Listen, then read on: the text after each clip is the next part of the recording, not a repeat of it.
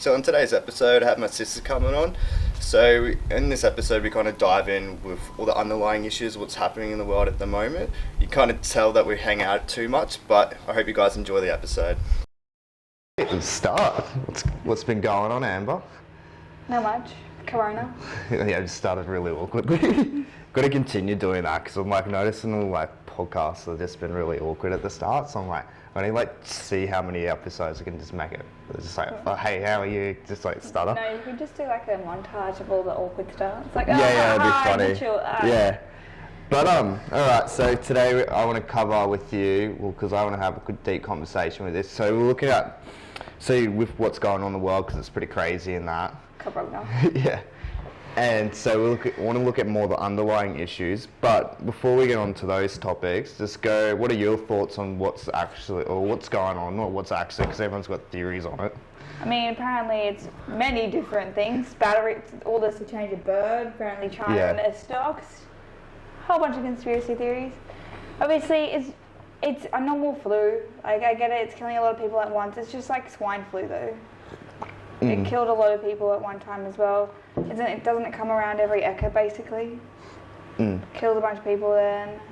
Like, I'm not saying it's a good thing it's killing people, it's bad, it's horrible, like, it's not thing, but like, it was worse than what the swine, like, this is not worse than swine flu. You know what I mean? Currently, especially when you look at all the data points and that. And it's like when you look at it too, like you look at the history, so like every 10 years you kind of get a flu pandemic, and then every like 100 years you get this like massive pandemic. Like the Black Plague and everything they had there. there. The Spanish flu and that. Yeah, they become worldwide and stuff like that. I don't know if the Black Plague was necessarily worldwide. Yeah, I'm not too sure. Yeah, probably was. I haven't really looked into it, so... Research it later. Yeah, just jump on Google if you don't know that. Yeah. Alright, so we'll go let's go into the self-isolation kind of stuff, making people stay at home. So we'll look at let's go look at what your thoughts on the mental health scene is. So I personally think people, knowing people who have suffered from mental health and everything like that, and just hearing about people, some people have committed suicide already during, being stuck at home and stuff like that, it's not good for your mental health, especially if you are someone who's very depressed and suicidal. Especially living on your own, you're put by yourself. You're not allowed to go visit anyone. That's gonna, I know personally, I don't like sitting sometimes home alone because I just self-loathe. Imagine being like that but for hours. And I live with people in the house. And days and months and weeks. What's that gonna do to someone? They don't always have pets either, so it's just overwhelming themselves, and that's when a lot of things happen, and no one's going to notice they're dead until 3 weeks later, for example.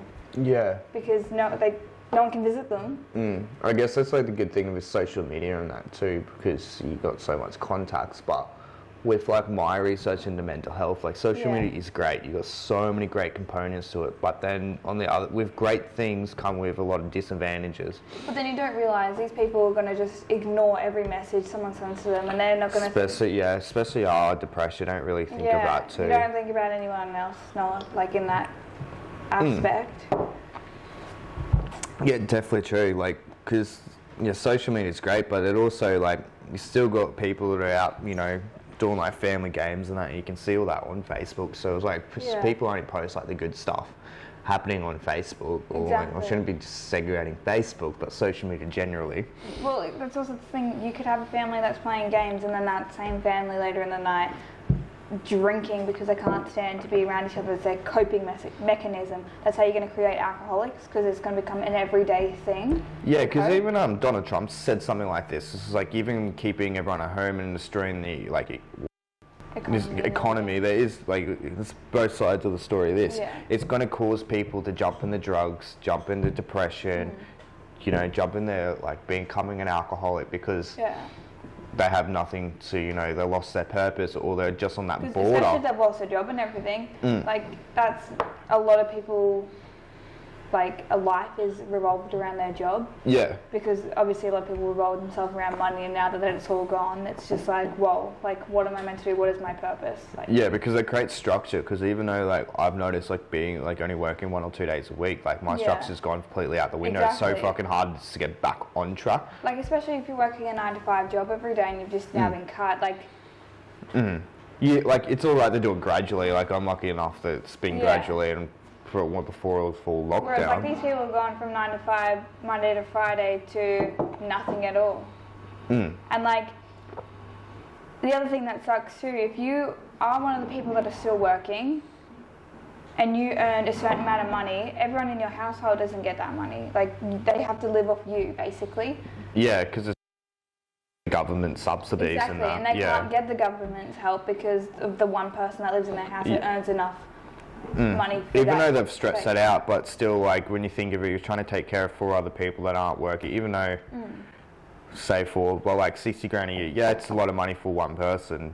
But if you think about it though, too, when you're trying to take care of 4 people, it's exactly, different. and if you have a house full of adults as well, they eat technically, like they eat more, like bigger portions and everything like that. It becomes a lot more expensive. And then, like obviously you can't really go out and do things, but still, like food itself would be money. Then there's bills as well, and you'd have those people chip in with the bills, for example.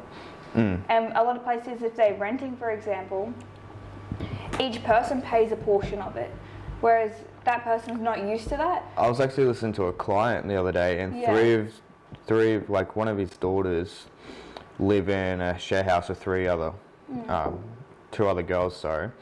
And all 3 of them work in hospitality and still at uni and all that. And because I think with like the way Saturday Lake works out to be, is that if you're under the age of 22, you still fall under your parents' guidance. Oh, I mean, really? like they're financial supportive of you until then. So basically, if they all lost their job, They did. Oh, they did. Yeah, they actually. Oh, yes, because of the hospitality industry. Yeah. But like, so she technically can't pay her bills. They're expecting her parents to do it. Yep, that's how it all works. It's weird how like the system is, and it's still, even though they are starting to bend the rules with like the way you can get like subsidy payments from the government, but they're still not over bending the rules. The only thing that I will admit that sucks, like certain people can't, like those types of people can't apply to go into that Centrelink, but the people who've been there the whole time still get money each week, you know what I mean? And it kind of, it's like, but those, like, I'm not saying like all those people don't try and get jobs, because a lot of them do. Because there's just a part of people who just don't try to get jobs or don't try. I think it's a small proportion of them people that don't get the job, but they get the loudest voices, which I guess I'm saying that's the problem with our society generally, is the smallest group gets the loudest voice out of everyone. Yeah, but my thing is like they still get paid, whereas it won't let someone who like needs it more so get paid. Like you said, that chick who lives at a home, but because she's technically falls under her parents, like what if she didn't have a relationship with her parents? Like, you know what I mean? Yeah, there's some like if her parents earn too much, she still can't get that subsidy or something like that. That's what I mean. So like, it's hard. Yeah. What would your thoughts be on like just staying at home? Because there's a lot of people on the keyboard at the moment. Like I understand telling people, understand when people trying to tell to stay home and that, but it's like it's getting like I see it's a bit outrageous because like it's just as bad going to Woolworths as it is going to the park. Yeah, because there's so many germs there, and you don't think about it. Someone's like, oh, I need to get a tin of spaghetti. Oh, actually, you know what? I don't actually need that tin. They won't let me have it, type of thing, because you're only allowed certain foods, certain places. So as soon as you put that back, if I had the coronavirus, for example, I've touched that tin, I put it back, someone else has picked it up, they've now got it. You know what I mean? It's the worst place to probably go. Yeah, they're more likely to pick it up anywhere. Like, it's kind of a good thing though, like when you can, that everyone is staying home. So when you do go out and about, I'm not saying socialise when you go out because it's probably not. You're only allowed to hang out with 2 people? It's not. No, it's probably not the best thing to do, especially to slow down the spread, which I'll jump on that later with my opinion on what they should have said. But it's like, you're going out by yourself and there's no one else around, like who you gonna generally catch it off? Exactly. And I don't think people process that through properly, and it's just like... Well, see, the thing is, a lot of those people who are staying at home as well, they're like, oh, you can't go anywhere, blah, blah, blah, blah. but you still have to exercise, because you staying at home, keeping yourself up, you're the type of person that goes to Woolworths, you're going to catch the virus there, but you won't do the exercise and like the things to build your immune system. That you're just staying at home. That's what leading on to that. Yeah. With a bunch of hand sanitizer and cleaning products, with your house sparkling, but like as soon as you walk outside, you're the most likely person to catch something. Especially because you're not really sitting down and doing things to help your immune response. So like, because I know probably a lot of people will be sitting inside, not getting vitamin D, still eating like crap. Exactly. And all this stuff. And it's like, probably with this kind of like virus, it probably would be the best time to look at your health. And this, exactly. Because at the end of the day, it's like, I was listening to a podcast with an expert saying, it's like, we overly wouldn't need vaccines for something like this if we actually took care of our immune system. And it's good, the vaccines are great to have, especially if you have something wrong with the immune system, we've got other issues, underlying issues. But generally, we should be taking care and letting our body do what it naturally does best. A lot of the thing is too, like, a lot of people who don't take care of their body as much, for example, they're the type of people who have actually a lot of mental illnesses, and for that first step to happen, they need to see someone, like someone needs to be there and say, hey, like, I'm here for you, an example, and like they need to see like probably counsellors or stuff like that. I know some people probably do, but like they need to work on the mental health part first before they can fix the like health in general. Like your mental health is what controls everything, basically. That's true, because then you're like losing, I guess mental health causes stress, which leads to a weaker immune system and so forth. Yeah, exactly. But in saying with the mental health side, like there is a lot of groups starting to happen, especially the online kind of scene of like trying to be very supportive. There's a lot of GoFundMe pages to help people out. Which is good that it's starting to become a bigger thing. But that's the thing is they don't also like, I think we've said in our previous podcast, they don't do that in schools as much. Like they need to bring that forward so then when people are older, stuff like this won't affect them as much, like health-wise. Obviously, since it's around the whole world, it's obviously affecting everyone. I think it's also too with it when you're thinking about mental health that we've had it good for so long that I guess generally as a society we're always looking for an issue. Yeah. And then like you said, we've had it good so long, and as soon as something bad happens, because people feed into drama and stuff like that, it just makes it a bigger thing. Like I think we were talking about it today, celebrities post a photo from a month ago and people are on there writing, that's not social distancing, that's not this, you shouldn't be outside in public, are you seriously at the beach, stuff like that. Like you don't, and this is what I had a discussion on Facebook with someone about this. I think I've spoken to you about it, but this is just for the podcast.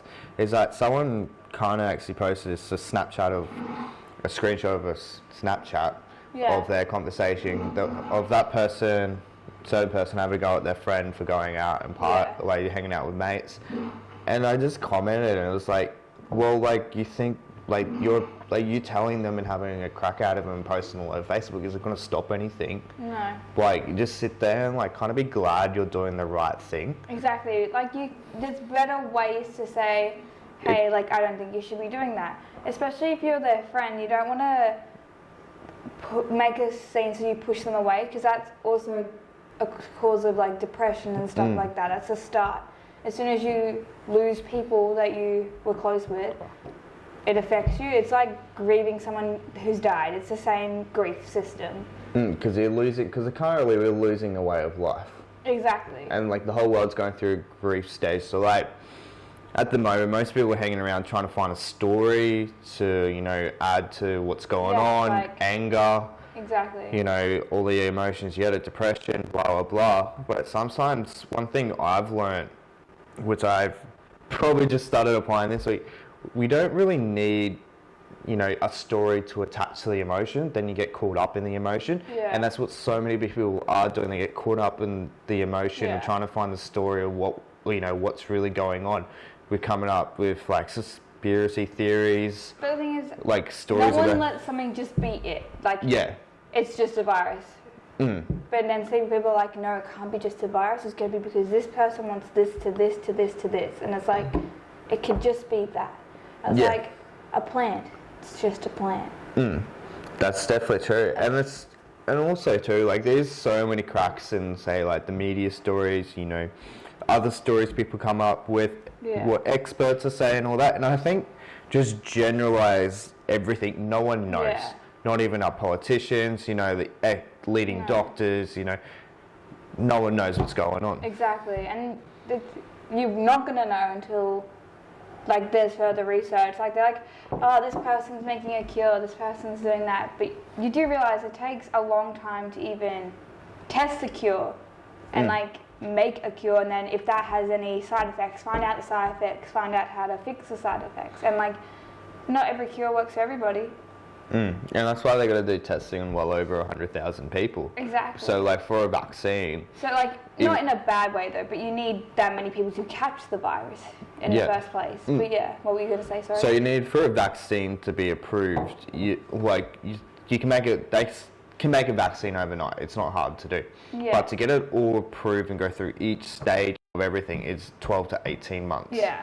And that's a maybe. That's not guaranteed. And that's if it goes perfectly. Yeah. That's maybe. So, like, with most vaccines, you're probably going to... they still haven't even got one for Ebola yet, and that was like 6-7 years ago. So, most vaccines are probably... I don't want to, like, say the wrong thing, probably 3 to 5 years, roughly. I'm probably a bit wrong, a bit off, but... No, I'm no doctor. Yeah, I'm not a doctor about it, just two people have an opinion, but... Yeah. But, like, I don't know, in a way there is some good aspects to it, like... Yeah, that's what I was going to jump on. Yeah. So, like, people who are wanting to start their own businesses, like, unfortunately, small businesses are, like, the ones that are copying it the most. They're the ones that are looking at shutting down. But people who are wanting to build their business, because the economy is going to have to rebuild itself in general, they're probably just better to jump on there, and then as everything builds, they'll build in, like, it'll just mesh in, if that makes any sense. Like, yeah, because you'll have a whole different range of, like, businesses and that. But also, too, with what's going on, like, a lot of businesses aren't taking, it sucks to say, but, like, taking ownership of why they're in the position they're in. They're not looking, they've gone, you know, they've all contract, which you should be doing to an extent, but no one's looking at expanding and jumping online. They're, like, all freaking out. So forth. None of them have enough cash reserve, which they should have done. Yeah, I think you said today that if you have a business, you're meant to have sorry, and it's good to have the amount of money that you can last 6 months. Yeah, and keep everyone extra with, like, if you weren't to get paid, for example, like for a crisis like this to happen, because you never know when something like this can happen. Someone could sue your business, for example. Well, financial crash. Exactly, you never anything know. like that. Like, I know certain times a year, certain businesses are quieter because, like, people spend money. Like, I'm pretty sure, I think it's after Easter, it's pretty quiet. It's normally about after when school goes back in Easter too, now you think of it. Exactly, but, like, it's gonna happen in general. So what would you say, we'll get off the negatives kind of stuff. Yeah. What would you say were, like, the best things that are coming out of this, apart from the business, and that what's your, like, forte on the future? Well, I guess as you said too, like, a lot of people are going to look at their mental health, look at their eating. So hopefully, like, if a new virus were to happen that no one knows about, like, not saying that it will or, like, hoping that it does, but, like, if it will, it's when. A lot more people will know how to, like, I guess, deal with it, or, like, if you'd be more people immune to it, hopefully. But, like, also too, I don't know where I was going. It's just, like, I guess, hopefully it makes that realise cool. People actually start taking care of their health. Like, the complete overall health. Like, so your mental side, mindset falls into that too. Your emotions all kind of fall in the same place. Your they're health, all linked. Yeah, they're all not linked. the same thing, but they're all linked together. But when you look at a healthy person, right, you just look at, you know, they exercise and eat well. Technically, no one ever is completely healthy. Like, there's always going to be, like, a little downfall. Like, someone may appear, like, physically healthy, but they could be completely mentally not. Like, you know what I mean? there's always going to be like something you lack in. Not necessarily like you're never going to be like good at it. It's just there's always something you slightly lack in. Yeah, I know what you mean. So no one's going to be perfect, for example. Yeah. That's definitely true. Yeah, so like I reckon the best thing that's going to come out of this too is I guess since like how the global trading system, everyone trades out of China or some other cheapest country. Everyone's gonna start kind of like all manufacturing their own country and stuff like that instead of relying on others. Yeah, because you've just seen how quick the supply chain can break down. Yeah, exactly. Super quick of what was going on. So much stuff comes from China, and they're the ones that think, and everyone's like, oh no, like what am I going to do? Like there was a whole thing about how toilet paper's from China, and that went crazy. Yeah. And they were like, they're not going to be delivering toilet paper anymore. If you look on it, toilet paper is usually from your own country. Yeah, well, it's cut from or made from trees or whatever you want to call it. Yeah. And it's like all the panic buying over it. Yeah. What would you say would your, I guess, 5 things like to help with someone that's dealing in, or everyone's in isolation? What are your 5 things to deal with self-isolation? Like myself? Just yourself, your perspective, Well, your own for someone else to pass on to. Yeah, like just something for a general thing. Yeah. Well, I'd say definitely keep active and stay like healthy in that aspect. Like you can build an obstacles in your backyard, do some skipping even, run a marathon. I'm just kidding, can't run a marathon, but like, go for a jog. Obviously, if you do get into a full lockdown, you are going to have those periods of time where you're only allowed to do certain things.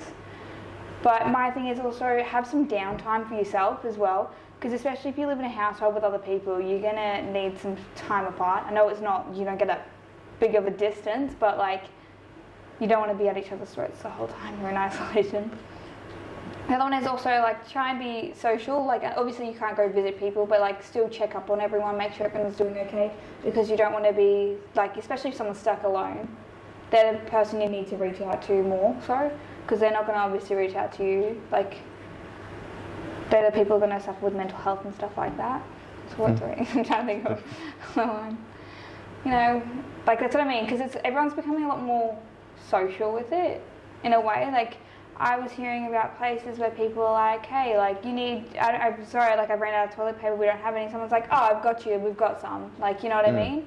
So hopefully people look at people more equally, because since everyone's lost their jobs and stuff, and most people are only now getting paid the exact same, so your rich people now are just, there's like the same as everyone else. Yeah. Like, you know what I mean? So it's like, now they can see that, like, you know what I mean? They don't say like, oh, I'm better because I've got more money. It's now you're the same level as me. Like, we're all humans. Especially like in the middle class kind of area, everyone's kind of like equal, and it's create that more of a connection. It's hey, we're all in this together. Exactly. But yeah. That's sweet. Why I'm really bad thinking. Yeah. All right. Well. What are yours? What are mine? We'll wrap it up with this one. So I guess mine would be definitely take care of your mental health. So look at something trying to stimulate, I guess something enjoyment. So think of gratitude. So write down 3 things each day that you're grateful for. Exactly. So that's with your mental health. There's a number of things I've posted online about it. So I guess you can just go jump on there and have a look. Low-key plug. Work on something. Yeah, work on something. Do a project, actually. That's a good one. Yeah, this was pretty much not the exact same words as we use. Work on something you've always wanted to work on. So that's not just a business and art. If you want to write that book, you write that book. That's it. An art piece. Paint that painting, you paint that painting. Start a vlog. That's pretty fun. Start journaling.